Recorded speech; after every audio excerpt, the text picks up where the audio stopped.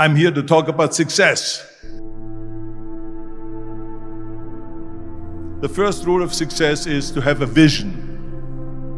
You see, if you don't have a vision of where you go, and if you don't have a goal where you go, you drift around and you never end up anywhere. I mean, as you know, I was born in 1947 in Austria after the Second World War.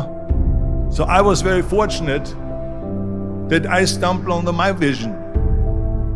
And I didn't really like Austria when I grew up. I couldn't wait to get out of there.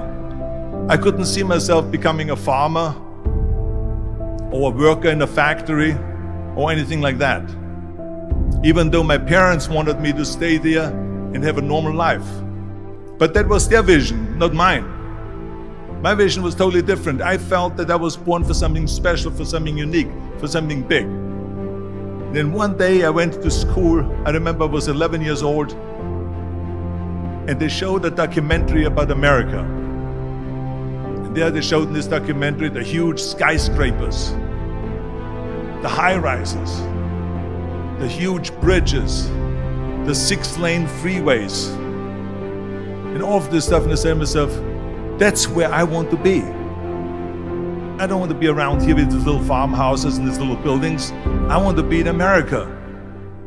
One day after school, I walked by a store in Graz. So I went inside and I looked around, and then I saw a magazine. I saw a bodybuilding magazine that had Reg Park on the cover. Reg Park was then a 3-time Mr. Universe. And I saw him on the big screen as Hercules. I read that and I said to myself, wow, this is the blueprint for my life. This is exactly what I want to do. I want to become a bodybuilding champion just like Reg Park. I want to get into movies just like Reg Park. And I want to make millions of dollars and be rich and famous just like Reg Park. Do you know how great it felt that I knew where I was going? Imagine the majority of people don't know where they're going. I knew where I was going, that I'm going to become this bodybuilding champion just like him. So it was just a question of how do you do it? I was so relieved, because when you have a goal, when you have a vision, everything becomes easy. So people always ask me, when they saw me in the gym in the pumping iron days, they say, why is it that you're working out so hard? 5 hours a day, 6 hours a day, and you have always a smile on your face. And I told people all the time, I said, because to me, I'm shooting for a goal. In front of me is the Mr. Universe title. So every rep that I do gets me closer to accomplishing that goal, to make this goal, this vision turn into reality. Every single set that I do, every repetition, every weight that I lift will get me a step closer to turn this goal into reality.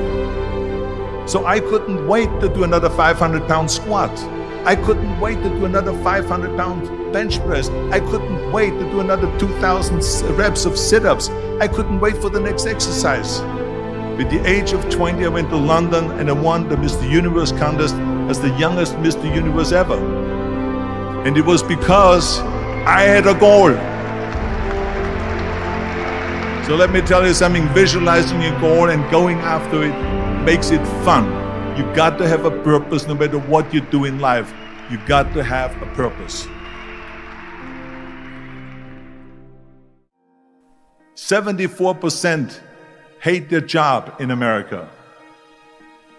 Now this is not much different when you come to Europe. The majority of people don't like what they're doing, because they're really not doing it because they didn't have a goal and they followed this goal. They just aimlessly drift around, and then all of a sudden there's a job opening, so they get that job because you have to work. But then when you work, it's a chore. It's work. It's not fun. So if you think about, only a quarter of the people really enjoy what they're doing in life. That is unbelievable if you think about it. So I felt so blessed that I knew what I was doing. It's like a medical student that studies and knows he wants to become a doctor. You know where to go. And the same thing is also in politics. I remember that in politics, I had a very clear vision that I will be the leader of California. That's as far as I could go because I was not born in America, so I could not run for president. So being the governor of the fifth largest state, the largest state, the fifth largest economy in the world, was for me really the ultimate title, the ultimate accomplishment in politics. So even though people came up to me and says, why don't you go and run for something smaller, you're never gonna make it. I ran for governor, and then 2 months later I became governor of the state of California. Again, because I had a very clear vision what I'm gonna do with California. So that's rule number one, have a vision. Rule number two is, don't listen to the naysayers. Don't listen to the naysayers.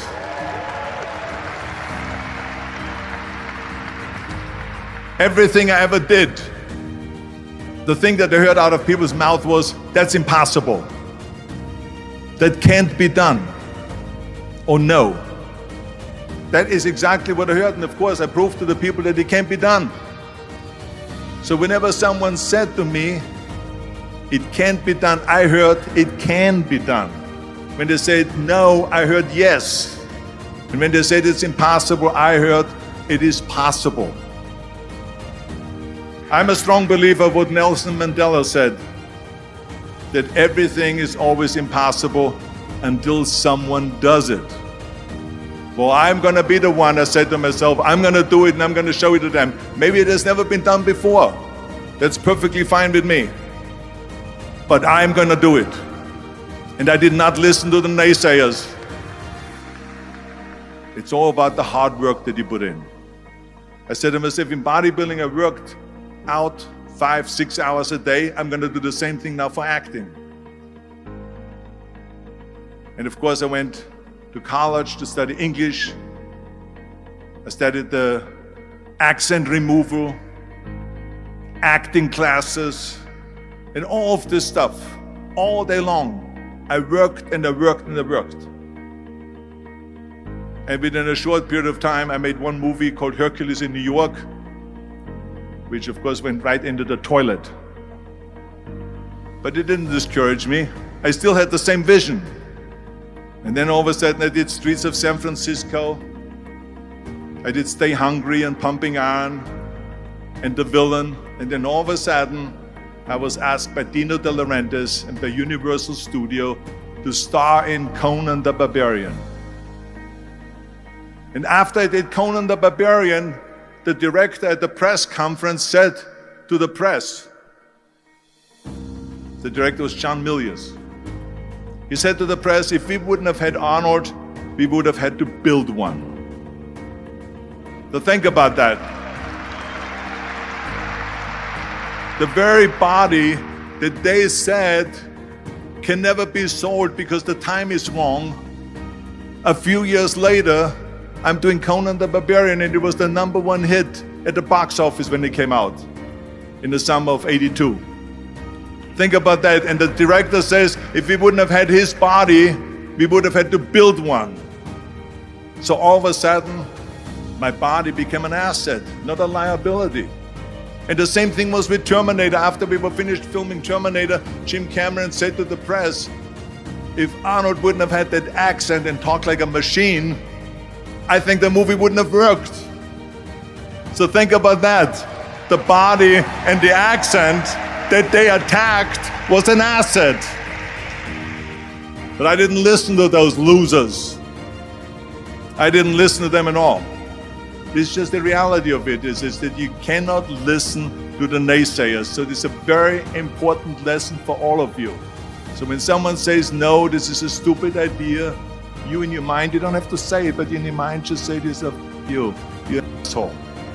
What do you know?